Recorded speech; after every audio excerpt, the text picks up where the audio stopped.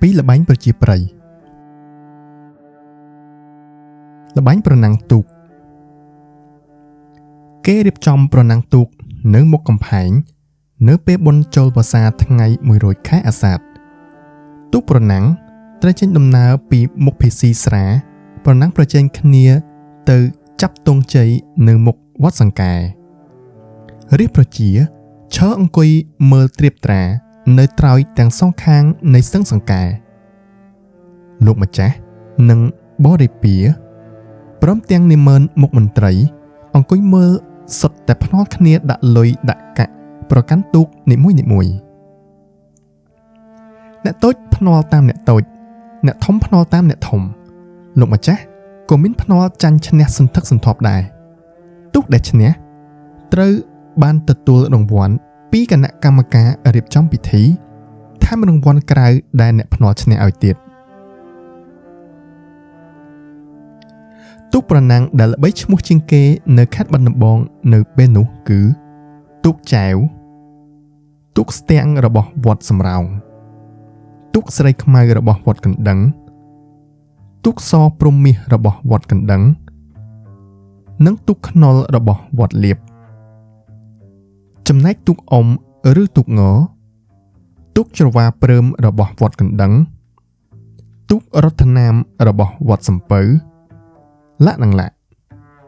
ទូកប្រណាំងនីមួយមានអ្នកអុំឬអ្នកចែវយ៉ាងតិច20នាក់ទូកប្រណាំងនីមួយសុទ្ធតែមានខ្មោចព្រាយបិសាចកាន់គេត្រូវគោរពហើយប្រកាន់យ៉ាងតឹងរ៉ឹង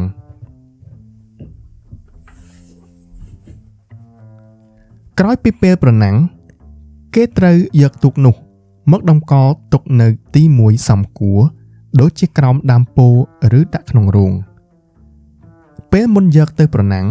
ត្រូវប្រារព្ធពិធីបួងសួងដោយមានសំណែននិងប្រគំភ្លេងពិណពាទ្យឬភ្លេងសារិកាកែវទៅតាមទម្លាប់ឬចំណង់របស់ព្រាយបិសាចដែលកាន់ទូកនោះទូកសព្រំមាសរបស់វត្តកណ្ដឹងមានមហិទ្ធិឫទ្ធិណាស់នៅពេលបួងសួងមុនចុះទឹកទៅប្រណាំងស្ត្រីមានផ្ទៃពោះដែលកាត់មុខត្រូវរលូតកូនលោកយាយអ៊ំបានប្រាប់ថា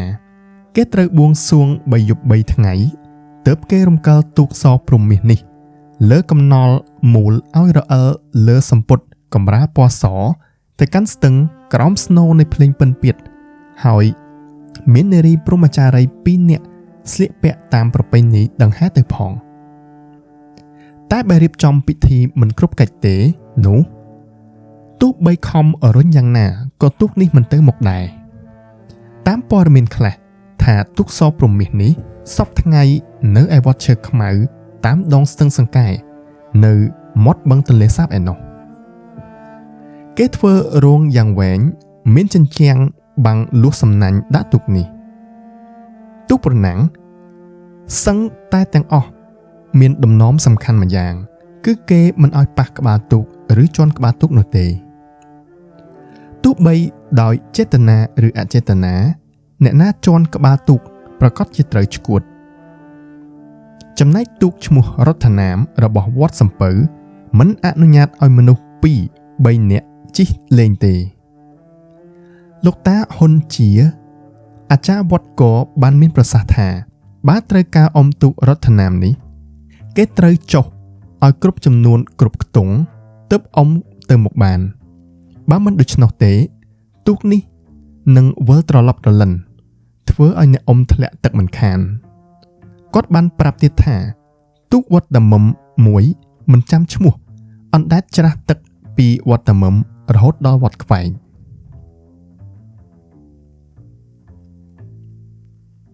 អំពីល្បែងប្រណាំងសេះគេប្រណាំងសេះនៅខែមិញដែលប្រជាកសិកររួចកិច្ចការរបស់ខ្លួនហើយជាពេលដែលផុតរដូវភ្លៀងគេប្រណាំងដោយមានដើមទីនៅត្រង់វាលស្មៅមួយនៅខាងក្រោយវត្តសំពៅសេះទាំងអស់ត្រូវបរសំដៅខ្លោងទ្វារខាងត្បូងនៃកំផែងខ្ពស់រួចទៅចាប់ទង់ជ័យយកឈ្នះចាញ់នៅខាងក្រោយកំផែងកែវតែនៅពេលមួយលោកតាដុកមាននៅភូមិវត្តបាឡាត់បានតាមឪពុកគាត់ដែលមានទីជាលួងពិភពចិន្តាទៅមើលការប្រណាំងកាលគាត់មានអាយុ12ឆ្នាំ គាត់បានឃើញសេះប្រណាំងមកពីខាងត្បូងហើយមកចាប់ទង់ជ័យនៅខាងក្រោយកំផែងខ្ពស់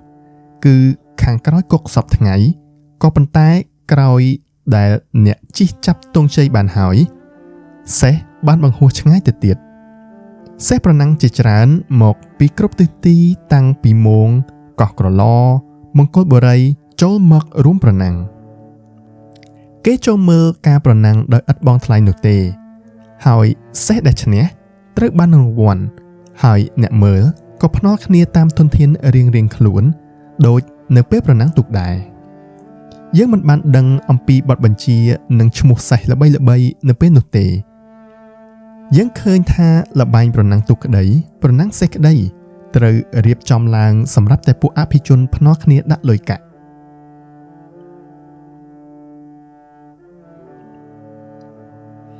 អំពីកីឡាប្រដាល់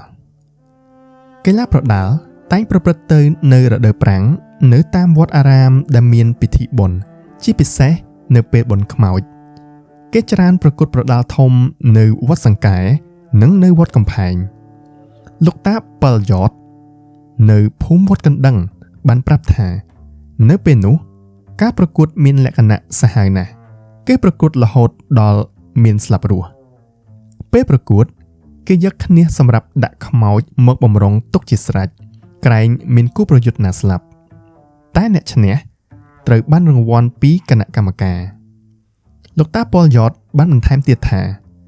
អ្នកប្រដាល់មិនពាក់ស្រោមដៃដូចសពថ្ងៃទេតែផ្ទុយទៅវិញនៅពេលខ្លះគេពាក់សម្បកខ្ចៅនៅចុងកណ្ដាប់ដៃថែមទៀតផងដើម្បីឲ្យគូប្រយុទ្ធឆាប់របួសបើតាមលោកតាប៉លយ៉តដដែលអ្នកប្រដាល់ដែលល្បីឈ្មោះជាងគេនៅសម័យលោកម្ចាស់គឺតលនៅវត្តកណ្ដឹងម៉ោលនៅក្បែរវត្តពិភ័ត្រតក់នៅភូមិកំពង់សីមាល្មុតនៅតំបន់ផ្សារស្វាយប៉ោកីឡាករដែលល្បីឈ្មោះខាងប្រដាល់នៅពេលនោះ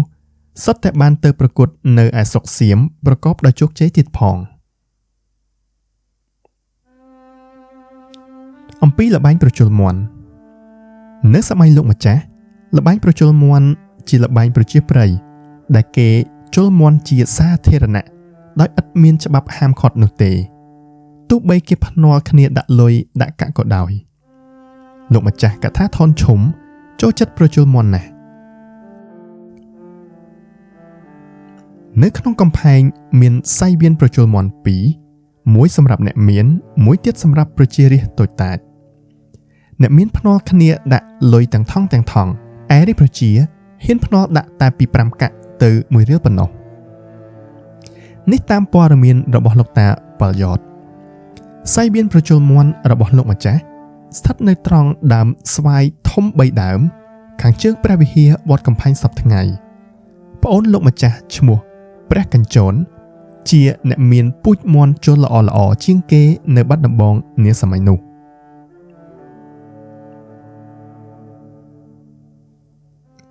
អំពីល្បែងប្រណាំងទូកលើគោក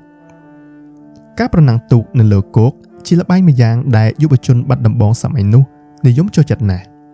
ពេលប្រណាំងម្ដងមានទស្សនិកជនស្កាត់មកពីទីឆ្ងាយមកមើលយ៉ាងមីដេដាស់ទូកនេះមិនមែនជាទូកធម្មតាទេគឺជាដៃឫស្សីតូចប៉ុនមេដៃដែលគេរោលភ្លើងពុតឲ្យត្រង់ហើយមានក្បាលអើតបន្តិចគេមានចងខ្សែមួយសរសៃនៅខាងចុងបើកាលណាគេកញ្ឆក់ខ្សែនោះយ៉ាងខ្លាំងទៅទូកនោះក៏បោះពួយយ៉ាងលឿនដូចព្រួញទៅមុខទូកដែលគេធ្វើបានល្អអាចរត់បានលឿនរហូតដល់ជិត200ម៉ែត្រទូកដែលរត់លឿនពឹងផ្អែកលើទូកនោះផងហើយក៏ពឹងផ្អែកលើអ្នកដែលពួយទូកនោះផងដែរទូកណាដែលរត់បានឆ្ងាយជាងគេត្រូវចាត់ទុកថាជាឈ្នះតែការប្រណាំងនេះឥតមានភ្នាល់ជាលុយកាក់នោះទេ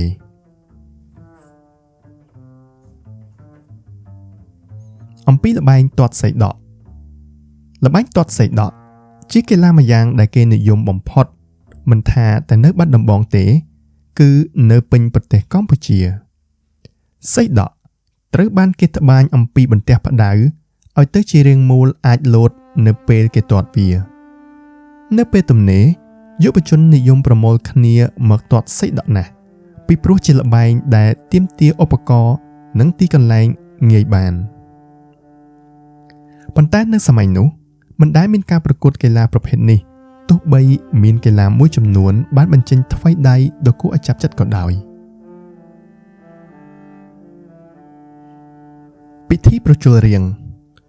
យើងអាចចាត់ទុកពិធីនេះថាជាបុណ្យក៏បានថាជាល្បែងក៏បានគេធ្វើពិធីប្រជល់រៀងនេះនៅពេលរាំងស្ងួតមិនមានភ្លៀងគេប្រជល់រៀងនេះនៅក្នុងកំផែងនៅត្រង់ដើមពោធិ៍មួយដើមដែលនៅមុខបន្ទាយផ្នែកសឹករងសពថ្ងៃនៅក្រោមដើមពោធិ៍នេះមានអ្នកតាមួយឈ្មោះអ្នកតាលាក់មឿង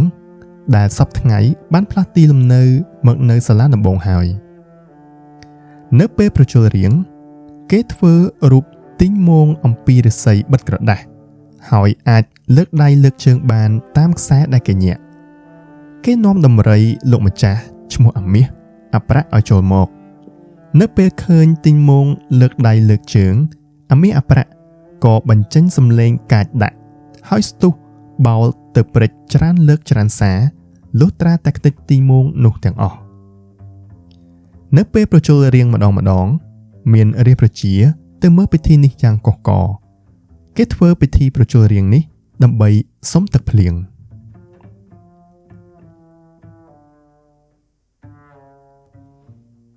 អំពីពិធីបង្ហាខ្លែងពិធីបង្ហាខ្លែងជាទំនៀមទម្លាប់មួយរបស់ខ្មែរចាប់ពីខែមករាទៅអ្នកស្រុកចំនួនដើមនាំគ្នាបង្ហាខ្លែងសឹងតែគ្រប់គ្នា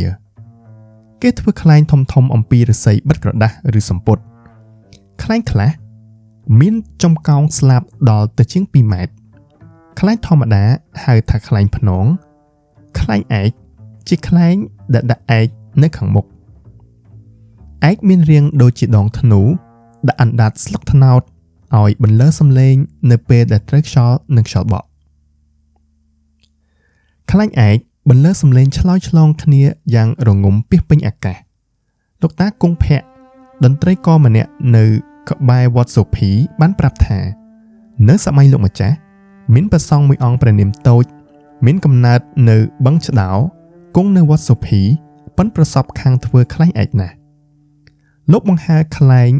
សឹងតែវាស់ព្រឹកវាស់ល្ងាចហើយទោះបីលោកគ្រូចៅអធិការស្ដីបន្ទោសយ៉ាងណាក៏ដោយក្នុងការបង្ហាខ្លែងនេះគេប្រយ័ត្នបំផុតមិនឲ្យខ្លែងដាច់ខ្សែធ្លាក់លើដំបូលផ្ទះអ្នកដទៃឡើយគេថាកាលណាមានខ្លែងដាច់ធ្លាក់លើដំបូលផ្ទះអ្នកណាចង្រៃអពមង្គលនឹងមានដល់គ្រួសារនោះអ្នកធ្វើឲ្យខ្លែងដាច់ធ្លាក់លើដំបូលផ្ទះគេ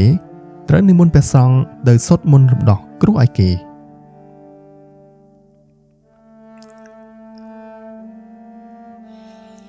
អំពីក្រុមសិល្បៈល្ខោនលោកម្ចាស់មានល្ខោន2ក្រុមគឺក្រុមល្ខោនប្រុសនិងក្រុមល្ខោនស្រីលោកអិននិមិត្តនិងលោកទេពវិចិត្រមានភារៈត្រួតត្រាក្រុមល្ខោនទាំងពីរនេះក្រុមល្ខោនប្រុសឬល្ខោនខោលល្ខោនប្រុសជាវងល្ខោនមួយយ៉ាងធំមានសិល្បករជាង100នាក់ល្ខោនប្រុសនេះមានទីស្នាក់ការនិងកន្លែងហាត់រាំនៅខាងត្បូងផ្សារលើសពថ្ងៃល្ខោននេះមានតួសុទ្ធតែប្រុសទាំងអស់ទោះត្រូវដើរតួនាងសីតាក៏ដោយល្ខោននេះជាល្ខោនបិទមុខតួយក្សហនុមានស្វាសុទ្ធតែមានពាក់មុខ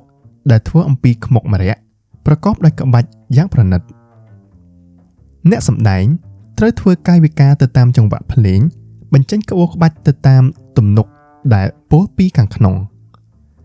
នៅពេលនោះគេច្រៀងជាភាសាសៀមសឹងតែទាំងអស់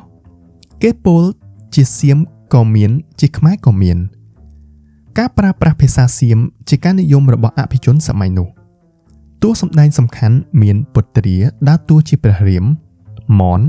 ដើរតួជាព្រះលក្សណ៍ទួតដើរតួជារាពណ៍ពេជ្រដើរតួជាហនុមានលក្ខណៈឯថ្លុកដ៏ល្បីឈ្មោះគឺដាវនិងក្រង់នេះជាសេចក្តីរាយការណ៍របស់លោកតាគង់ភ័ក្រនៅក្នុងវងល្ខោនប្រុសនេះមានឈ្មោះកឹម ជាអ្នកសម្ដែងតួនាងសីតាលោកយាយអ៊ំនៅភូមិវត្តកណ្ដឹងបានដំណើរថាលោកម្ចាស់ពេញចិត្តនឹងនិគមនេះណាស់ព្រោះគាត់មានទម្រង់មុខរៀងរើនិងដៃជើងល្អដូចស្រីដែលល្អផុតលេខ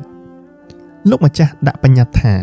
បានអ្នកណាម្នាក់ធ្វើឲ្យបាក់ម្រាមដៃរបស់និគមមួយត្រូវពិន័យជាប្រាក់100តម្លឹងមានតែឈ្មោះគឹមម្នាក់នេះគត់ដែលលោកម្ចាស់អនុញ្ញាតឲ្យចូលរួមជាមួយក្រុមល្ខោនស្រីដែលតួសំខាន់សុទ្ធតែជាប្រពន្ធលោកម្ចាស់នៅពេលសម្ដែងក្នុងកំផែងគេមានភ្លេងពិណពាទ្យពីរវងប្រគំកំដរវងមួយសម្រាប់ប្រគំនៅពេលដែលពួកក្រុងរៀបចេញវងមួយទៀតសម្រាប់ពួកក្រុងព្រះរាមនៅក្នុងរោងល្ខោនដែលមានបណ្ដោយដល់ទៅ9ល្វែងក្រៅពីសិល្បករនិងតន្ត្រីករនៅមានអ្នកបច្ចេកទេសមួយចំនួនទៀតមានភារៈចាត់ចែងរៀបឆាកនៅពេលសម្ដែងគេត្រូវហោះហើរដើរលើអាកាសគេបង្ហូតខ្សែឲ្យតួល្ខោនអណ្ដែតត្រសែតឡើងធ្វើឲ្យអ្នកមើលស្រមៃថា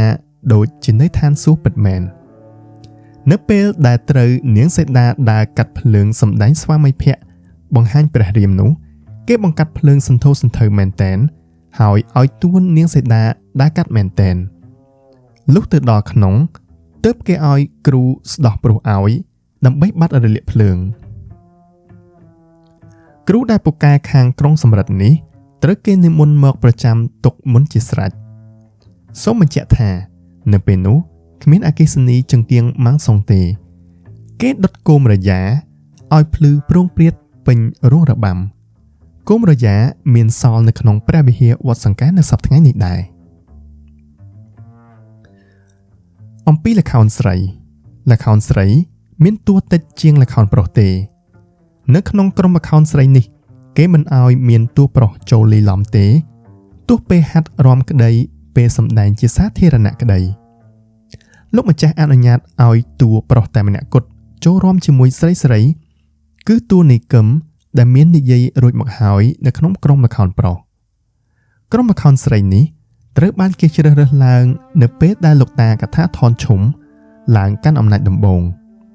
គេជ្រើសរើសសិល្បករនីក្នុងចំណោមនារីដែលមានរូបរាងស្អាតដែលមានអាយុពី13ឬ14ឆ្នាំសិល្បករនីភាគច្រើនជាជនជាតិខ្មែរតែមានមួយភាគជាចិនឬយួនមិនឮគេនិយាយថាមានសៀមនោះទេបើតាមព័ត៌មានថានៅពេលដែលគេជ្រើសរើសតួល្ខោនស្រីនេះមានឪពុកម្ដាយជាច្រើនដែលមានកូនស្រីរូបស្អាតបានលាក់បំពួនកូនស្រីរបស់ខ្លួនមិនឲ្យគេឃើញឪពុកម្ដាយខ្លះត្រូវមានទុក្ខទោសដោយសារតែលាក់កូនស្រីឬប្រកែកមិនឲ្យកូនស្រីទៅរាំល្ខោននេះមិនមែនបានន័យថាអ្នកស្រុកបានដំបងនៅពេលនោះមិនស្រឡាញ់សិល្បៈនោះទេតែការទៅធ្វើជាសិល្បករនីរបស់លោកម្ចាស់នាំឲ្យបាត់បង់អស់នៅសេរីភាពដែលមានតិចតួចស្រាប់នោះតែម្ដងសិល្បករនីត្រូវរស់នៅក្នុងកំផែងកែវក្រោមបទបញ្ជានិងការត្រួតពិនិត្យយ៉ាងតឹងរ៉ឹងសិល្បករនីត្រូវហាមឃាត់ដាច់ខាតមិនឲ្យតាក់ទងអ្នកនៅក្រៅកំផែងបើសិល្បករនីណាតាក់ទងស្នេហាលួចលាក់ជាមួយបរិសុទ្ធណាម្នាក់ត្រូវមានទោសដល់ប្រហារជីវិតជាមួយនឹងគូប្រុសដែលខ្លួនតាក់ទងនោះលោកម្ចាស់ហាមដាច់ខាតមិនឲ្យសិល្បករនីមានប្តីស្អីទេសិល្បករនីជាឧបករណ៍សម្រាប់បម្រើការសប្បាយត្រេកត្រអាលគ្រប់បែបយ៉ាងហើយដាច់មុខរបស់លោកម្ចាស់សិល្បករនីណាដែលមានរូបសម្បត្តិល្អត្រូវលោកម្ចាស់ជ្រើសតាំងជាប្រពន្ធចុងដូចអ្នកលម៉ាយកូនលោកស្រីពិភពនៅមុខកំផែងជាតួឯកក្នុងក្រុមល្ខោនស្រីហើយជាប្រពន្ធចុងទី1ដែលលោកម្ចាស់ស្រឡាញ់ដាច់គេហើយផ្គាប់ជាមាសពេជ្រកែវកងច្រើនជាងគេសិល្បករនីថ្នាក់មធ្យមត្រូវតាំងជាប្រពន្ធចុងប្រភេទទី2មានចែកផ្ទះសម្បែងល្មមរស់នៅបានស្រួលដូចជាអ្នកវ៉ានអ្នកយុទ្ធអ្នកវ៉ែនអ្នកមនលាក់និងលាក់សិល្បករនីជាប្រពន្ធចុងប្រភេទទី2នេះមានចំនួនប្រហែល30សិល្បករនីដែលមានរូបសម្បត្តិអន់បន្តិចត្រូវគេចាត់ទុកជាស្រីបម្រើកិច្ចការផ្សេងៗតាមគេត្រូវការនៅក្នុងវិមានលោកម្ចាស់លោកយាយអ៊ំបានប្រាប់ថាស្រីរបាំប្រភេទទី3នេះ ត្រូវបរិភោគបាយរួមគ្នា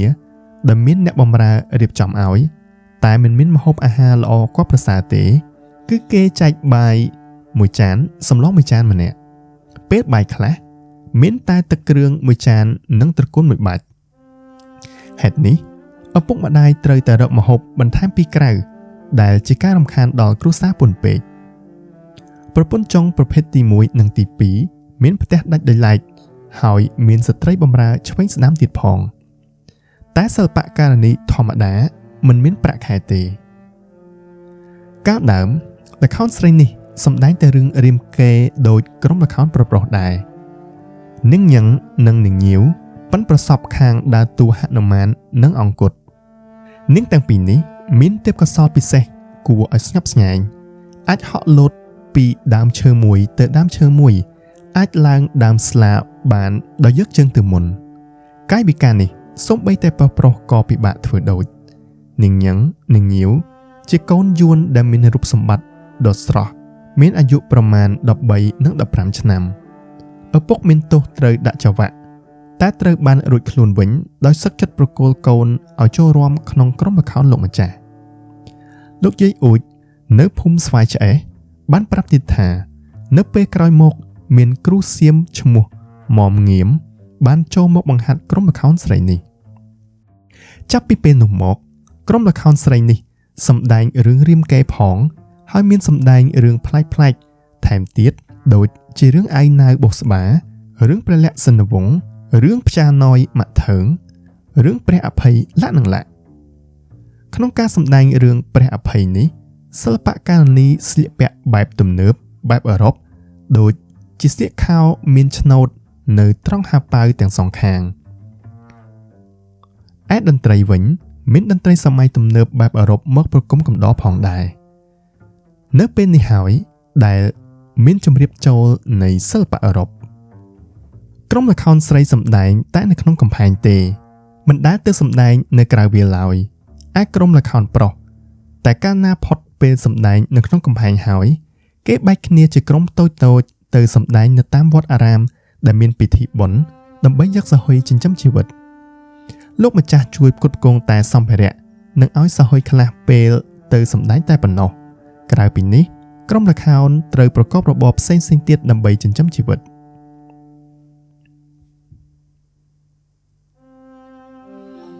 អំពីវងភ្លេងពិណពាទ្យនៅតាមភូមិស្រុកនិងនៅតាមវត្តអារាមតែងមានវងភ្លេងពិណពាទ្យសម្រាប់ប្រគំកំដរពិធីបុណ្យផ្សេងៗដូចជាបុណ្យកឋិនភ្ជុំបិណ្ឌទេសនាមហាជាតិជាដើមតែវងភ្លេងនៅតាមភូមិនិងតាមវត្តអារាមជាវងភ្លេងប្រជាប្រិយប្រគំដោយសិល្បករមិនសូវល្បីឈ្មោះទេតែកាលណាមានបុណ្យធំគេត្រូវជួលវងភ្លេងដែលល្បីៗទើបមានកិត្តិយសដល់ម្ចាស់បុណ្យវងភ្លេងដែលល្បីឈ្មោះជាងគេនោះគឺវងភ្លេងលោកម្ចាស់នេះតែម្ដង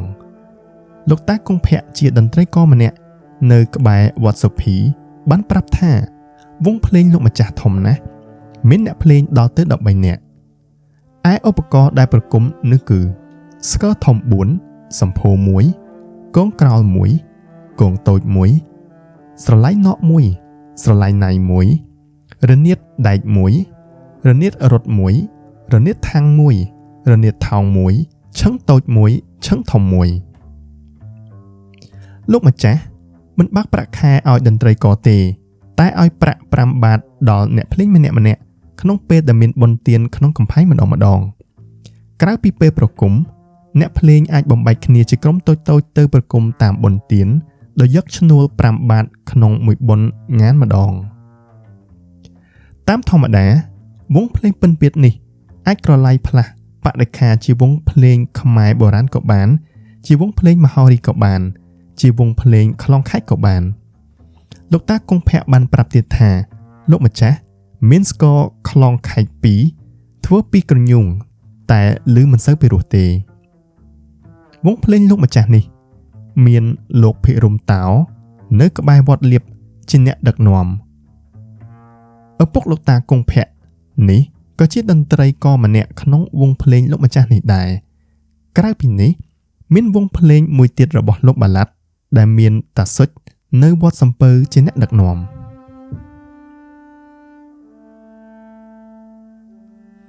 អំពីក្រុមល្ខោនប្រជារាស្ត្រនៅសម័យនោះគេមិនទាន់ឃើញមានល្ខោនបាសាក់ទេនៅតាមជនបទមានក្រុមល្ខោនបិទមុខសម្ដែងតែរឿងរាមកេរ្តិ៍តែអាចផ្លាស់បរិក្ខារសម្ដែងជាយីកេវិញក៏បានល្ខោនបិទមុខមិនដែលនិយាយទេគេកាត់កាយវិការទៅតាមចង្វាក់ភ្លេងដែលមានចម្រៀងនិងពំនោលផងបើគេត្រូវការរឿងផ្សេងក្រៅពីរឿងរាមកេរ្តិ៍តួសម្ដែងត្រូវច្រៀងខ្លួនឯងហើយនិយាយឆ្លងឆ្លើយគ្នាតែលក្ខណៈល្ខោននៅបាត់ដំបងពេលនោះមិនដូចល្ខោនបាសាក់ទេក្រុមល្ខោនដែលល្បីឈ្មោះនៅពេលនោះគឺក្រុមល្ខោនតាសំនៅពីមឯកក្រុមល្ខោនលោកចក្រីនៅភូមិអូខ្ជាយក្រុមល្ខោនតាភោគនិងតាទួតនៅភូមិច្រាបក្រសាំងក្រុមល្ខោនតាលឹកយាយកែនៅភូមិខ្វិតសង្កាត់ព្រែកគពក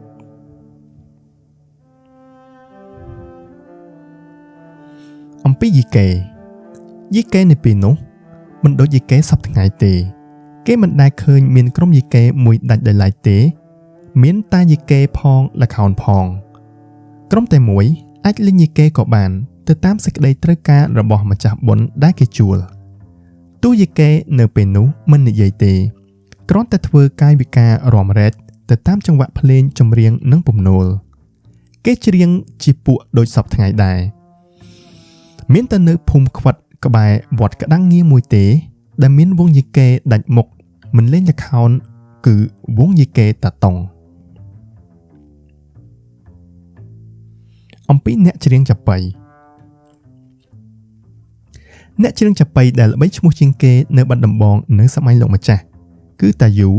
នៅភូមិចែងក្តារតាយូនេះមានផ្ទះមួយនៅក្បែរវត្តកណ្ដាលនៅពេលក្រោយដែលលោកម្ចាស់ទៅប្រចាំបាត់ហើយនោះអ្នកស្រុកបាត់ដំបងបានសុំឲ្យតាយូនេះច្រៀងឆ្លងឆ្លើយជាមួយភិរមងុយដែលមកពីភ្នំពេញញឹកញាប់អ្នកបាត់ដំបងវាយតម្លៃថាតាយូមិនអន់ជាងភិរមងុយប៉ុន្មានទេក្រៅពីតាយូមានអ្នកច្រៀងចាប៉ីល្បីទៀតដូចជាឈ្មោះអុននៅភូមិដាក់សសេឈ្មោះសំរិទ្ធនៅតាប៉ុនមានស្ត្រីម្នាក់ដែលខាងចម្រៀងចាប៉ីនៅសម័យនោះគឺឈ្មោះនាងចននៅភូមិអូខ្ជាយតែខាងចននេះមិនដេញចាប៉ីខ្លួនឯងទេមានអ្នកដេញចាប៉ីម្នាក់ប្រគំកំដរ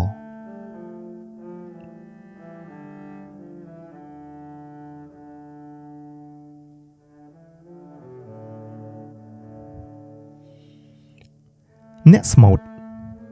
លោកគ្រូសុំនៅវត្តសុភីជាអ្នកស្មូតល្បីឈ្មោះនៅបាត់ដំបងនាសម័យលោកម្ចាស់អំពីក្រុមចម្រៀងប្រពកាយនៅមុនឆ្នាំ1907ខេត្តបាត់ដំបងមិនដែលមានអាយ៉ៃទេគេឃើញមានតែក្រុមចម្រៀងប្រពកាយក្រុមប្រពកាយខ្លះជាក្រុមវិជ្ជាជីវៈដែលច្រៀងយកលុយនៅពេលបុណ្យទានដូចល្ខោនដែរប្រពកាយគឺជាចម្រៀងឆ្លងឆ្លើយគ្នាដែលមានការទះដៃបន្តគេមិនដែលប្រគំភ្លេងកំដរប្រពកាយទេក្រុមចម្រៀងប្រពកាយមានច្រើនក្រុមតែក្រុមដែលល្បីជាងគេគឺក្រុមអាចារ្យសោមនៅភូមិកំពង់អំពិលនិងក្រុមនាងទូចនាងដែងនៅចំការសំរោងអំពីអាប៉េច្រើនតែជាជនជាតិលាវដែលជាអ្នកច្រៀងអាប៉េគេច្រៀងឆ្លងឆ្លើយគ្នាដោយមានផ្លុំកែននិងទះស្គរយីកេកំដរនៅពេលមានបុណ្យធំនៅក្នុងកំផែងគេតែងឃើញលាវមកច្រៀងអាប៉េនៅប៉មខាងអាគ្នេយ៍នៃកំផែងខ្ពស់អំពីខីម៉ៅជាក្រុមល្ខោនកំប្លែងស្លៀកពាក់រยิករយាកឲ្យគេសើចដូចជាស្លៀកការ៉ុងពាក់បាវពាក់ក្អមឬពាក់សម្បុកចាប់ធ្វើជាមកុដតាមធម្មតាក្រុមល្ខោនរាមកេរ្តិ៍ក៏មានផ្លាស់ប្ដូរសម្លៀកបំពាក់លេងជាខីម៉ៅដែរដើម្បីកំដរបរិយាកាសម្ដងចាស់និងអ្នករុំទុំមិនចូលចិត្តខីម៉ៅនេះទេខីម៉ៅជាពាក្យសៀមដែលមានន័យថាអាចស្រវឹងកាលដើមខីម៉ៅសម្ដែងរឿងរាមកេរ្តិ៍ដូចល្ខោនធម្មតាដែលមានភ្លេងពិណពាទ្យកំដរផងតែក្រោយមកខីម៉ៅច្រើនសម្ដែងរឿងខ្លីៗហើយគ្រាន់តែមានវាយស្គរអារក្សឬវាយប៉ោតកំដរអំពីល្មឹង ល្មឹងជាក្រុមល្ខោនសម្ដែងរឿងរាមកេរ្តិ៍ដែរតែអ្នកសម្ដែងឥតមានតុបតែងកាយទេគឺស្លៀកពាក់ធម្មតាឬឥតមានពាក់អាវផងអំពីណាំងស្បែកគឺជាផ្ទាំងធំឆ្លាក់រូបតាមរឿងរាមកេរ្តិ៍ប្រកបដោយក្បាច់យ៉ាងប្រណិតលោកម្ចាស់មានស្បែកប្រហែល130ផ្ទាំងតែនៅពេលដែលលោកម្ចាស់ទៅប្រចាំនោះគេបានយកស្បែកនោះទៅទុកលើពិដាននៃព្រះវិហារវត្តដំរីសជាមួយនឹងមុខល្ខោនជាច្រើនគេសម្ដែងណាំងស្បែកដោយឲ្យសិល្បករកាន់ផ្ទាំងស្បែកធ្វើកាយវិការតាមចង្វាក់ភ្លេងពិណពាទ្យដែលប្រគំនៅក្បែរនោះគេដុតភ្លើងនៅម្ខាងឲ្យចាំងស្រមោលទៅលើផ្ទាំងសំពត់សដែលចងនៅខាងមុខណាំងស្បែកនេះមិនលើកដៃយល់ជើងដូចអាយ៉ងដែលកើតនៅសម័យក្រោយទេអំពីនាវនៅផ្សារស្វាយប៉ោនៅក្នុងរោងលបែងហួយមានការសម្ដែងនាវដែលជាអាយ៉ងចិនគេលេងនាវនៅពេលថ្ងៃដោយឥតមានផ្ទាំងសំពត់សទេគេពាក់រូបអាយ៉ងនៅចុងម្រាមដៃហើយញាក់ឲ្យកើតជាកាយវិការតាមភ្លេងនិងចម្រៀងចិននាវច្រើនសម្ដែងរឿងសាមកុកគេចូលមើលនាវដោយឥតបង់ថ្លៃទេព្រោះគេលេងនាវដើម្បីទាក់ទាញមហាជនឲ្យចូលលេងល្បែងហួយអំពីភ្លេងហឹបនៅឆ្នាំ1907នៅតាមផ្ទះអ្នកមានឬអ្នកធំគឺឃើញមានឧបករណ៍ម្យ៉ាងសម្រាប់កម្សាន្តគឺភ្លេងហឹបជាម៉ាស៊ីនចាក់ថាសចម្រៀងរវៃដោយដៃនៅពេលនោះគេប្រើថាសចម្រៀងមានរាងមូលដូចសំពត់ឫស្សីមិនមែនមូលសំប៉ែតទេថាសទាំងអស់មានច្រៀងតែសៀមមិនមានច្រៀងខ្មែរទេក្រៅពីអ្នកធំនិងអ្នកមានតែលោកគ្រូចាបនៅវត្តលៀបមួយអង្គទេដែលមានភ្លេងហឹបនេះអ្នកស្រុកនាំគ្នាទៅមើលនិងស្ដាប់ភ្លេងហឹបនៅកុដិលោកគ្រូចាបសឹងតែរាល់ថ្ងៃលោកគ្រូអិនសន្តើនៅភូមិជ្វាធំនិងលោកតាដុកមាននៅវត្តបាឡាត់បានបញ្ជាក់ប្រាប់ទៀតថាលោកគ្រូចាបនេះមានទេពកោសល្យពិសេសខាងគ្រឿងយន្តផ្សេងលោកមាននិស្ស័យខាងបច្ចេកទេសទំនើបណាស់លោកជាជាងឈើជាងដែកតែនៅពេលនោះនៅខេត្តបាត់ដំបងទាំងមូលមានតែលោកគ្រូចាបមួយអង្គនេះទេដែលចេះជួសជុលនាឡិកាលោកចេះធ្វើប្រដាប់ប្រើប្រាស់តាមសម័យទំនើបឬធ្វើល្បែងលេងពិសេសដូចជាដាក់ម៉ាស៊ីនឲ្យហឹបស្លាចេះដើរទៅកាន់ភ្ញៀវដែលមកថ្វាយបង្គំលោកគឺលោកគ្រូចាបនេះហើយដែលជាអ្នកចាត់ចែងក្បាច់រចនាផ្សេងសម្រាប់លម្អឆាកល្ខោនលោកម្ចាស់មានការរចនាឲ្យល្ខោនហោះហើរដើរលើអាកាសជាដើមហើយលោកគ្រូចាបនេះដែរជាអ្នករចនាធ្វើទីងមងសម្រាប់ប្រជល់រៀងនៅក្នុងកំផែងនៅពេលរាំងស្ងួតលាក់នឹងលាក់អំពីកំជ្រួចនៅសម័យដើមគេនិយមអុជកំជ្រួចភ្ញីទៀននៅពេលមានបុណ្យទានផ្សេងជាពិសេសពេលបុណ្យខ្មោចនៅក្នុងស្រុកមានជាងធ្វើកំជ្រួចសម្រាប់កម្សាន្តនៅពេលបុណ្យនៅពេលទេសនាមហាបេសន្តរជាតកគេនិយមដុតដំរីនៅពេលដែលលោកទេសចប់ម្ដងដើម្បីឲ្យពុទ្ធសាសនិកចាប់អារម្មណ៍ពីទិដ្ឋភាពផ្សេងនៅព្រៃហេមពាន្តនៅពេលបុណ្យខ្លះមានបង្ហោះគោមទៀតផងកំជ្រួចមានច្រើនសន្តានទៅតាមការរចនារបស់ជាងអ្នកធ្វើគេមិនសូវទិញកំជ្រួចមកពីបរទេសទេគេប្រើរូបធាតុដើមធ្វើរំសេវដើម្បីធ្វើកំជ្រួចគេធ្វើរំសេវដោយយកក្រាមលាយស្ពាន់ធម៌និងជើងឈើដែលស្រាលដូចជាដើមត្រប់ដើមគោយកមកកូរឆាលាយគ្នាក្នុងខ្ទះត្នោតយ៉ាងធំឲ្យគោកគេយកវត្ថុទាំងនេះទៅហាលថ្ងៃឲ្យស្ងួតរួចទើបយកមកបុកឲ្យផុងដូចម្សៅហើយហាលថ្ងៃទុកសូមបញ្ជាក់ថាក្នុងការធ្វើកំជ្រួចគេត្រូវបន្ថយកម្លាំងរំសេវដោយយកជ័រចុងមកបុកឲ្យម៉ត់លាយជាមួយគេយករំសេវនេះទៅច្រកក្នុងបំពង់ឫស្សីធំប៉ុនមេជើងហើយបុកឲ្យណែនគេយកបំពង់សេវនេះដាក់កន្ទុយថ្លឹងឲ្យល្អទើបយកទៅដាក់បញ្ឈរហើយដុតវាឲ្យហោះទៅលើអាកាស បង្កើតជាទស្សនីយភាពដ៏ល្អគេអុជកំជ្រួចដោយប្រើឈ្នួនគេធ្វើឈ្នួនដោយយកអំបោះឆៅទៅលាបបាយម៉ានហើយជ្រលក់រំសេវគេហាថ្ងៃអំបោះដែលប្រឡាក់រំសេវនេះឲ្យស្ងួតហើយយកក្រដាសស្ដាងមករុំគេដុតចុងម្ខាងនៃឈ្នួនឲ្យភ្លើងឆេះដេញតទៅរហូតដល់កំជ្រួចទើបកំជ្រួចនោះស្ទុះទៅលើដោយសារកម្លាំងធាក់នៃរំសេវនេះឆេះគេត្រូវប្រយ័ត្នថ្លឹងកំជ្រួចឲ្យបានទៀងទាត់បើព្រមនោះទេកំជ្រួចមិនហោះទៅលើទេអាចឆាបធ្លាក់មកវិញឬរត់ផ្ដេសផ្ដាសដេញគេដេញឯងគេអាចមិនដាក់កន្ទុយកំជ្រួចហើយក្រឡៃជាឧបករណ៍កម្សាន្តផ្សេងដូចជាផ្សោតគេដុតកំជ្រួចដែលមានកន្ទុយហើយបោះទៅក្នុងទឹកស្ទឹងឲ្យវាលោតចុះលោតឡើងដោយកម្លាំងធាក់នៃរំសេវដោយផ្សោតដែលមួយទឹកកណ្ដុរគឺជាកំជ្រួចឥតកន្ទុយពីរផ្ទុយគ្នាគេយកកំជ្រួចទាំងពីរនេះទៅចងនឹងខ្សែលួសមួយដែលគេចងសន្ធឹងភ្ជាប់នឹងបង្គោលពីរដោយមានរ៉កកំជ្រួចដែលគេដុតឲ្យឆេះក៏រត់លើខ្សែលួសនេះទៅវិញទៅមករន្ទាគឺជាកំជ្រួចឥតកន្ទុយជាច្រើនដាក់ក្នុងបំពង់ឫស្សីតម្រៀបជាជួរហើយភ្ជាប់គ្នាដោយឈ្នួនគេអុជតែម្ដងកំជ្រួចក៏ឆេះបន្តគ្នាម្ដងមួយហោះទៅលើអាកាសប្រសិទ្ធប្រសាទគុហាជាកំជ្រួចដែលចងភ្ជាប់នឹងបង្គោលកាលណាគេដុតគុហាក៏ឆេះបញ្ចេញផ្កាភ្លើងប្រងព្រាតទៅលើកង្ហាគេបោះក្តារមួយបន្ទះលើបង្គោលមួយ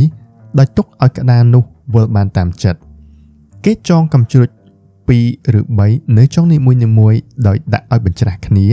ហើយចងភ្ជាប់គ្នាដោយឈ្នួនកាលណាគេដុតកំជ្រួចនេះក៏ឆេះធាក់បញ្ច្រាស់គ្នាធ្វើឲ្យក្តារនោះវិលយ៉ាងញាប់ឯផ្កាភ្លើងដែលបញ្ចេញក៏កាត់ជារង្វង់មូលអស់មួយរយៈពេលភ្ញីគេច្រករំសេវក្នុងបំពង់ក្រដាសប៉ុនម្រាមដៃហើយបុកឲ្យណែនគេយកបំពង់រំសេវនេះទៅចងនៅចុងបន្ទះឫស្សីជាច្រើនដែលគេចងចំកាងដោយអង្រុតបញ្ច្រាស់ទៅលើភ្ជាប់នឹងបង្គោលឫស្សីគេចងភ្ញីនេះឲ្យមានច្រើនថ្នាក់កាលណាគេដុតបំពង់រំសេវឆេះ